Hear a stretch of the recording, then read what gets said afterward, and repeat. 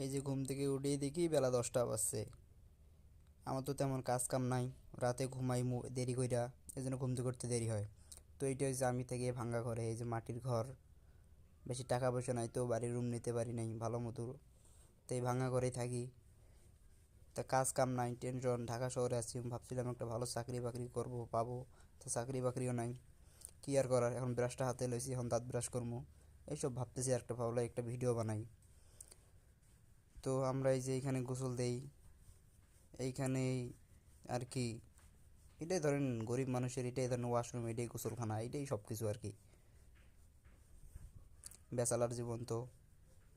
তো হোক ভাই, ভিডিওটা যদি ভালো লাগে অবশ্যই লাইক কমেন্ট শেয়ার করবেন।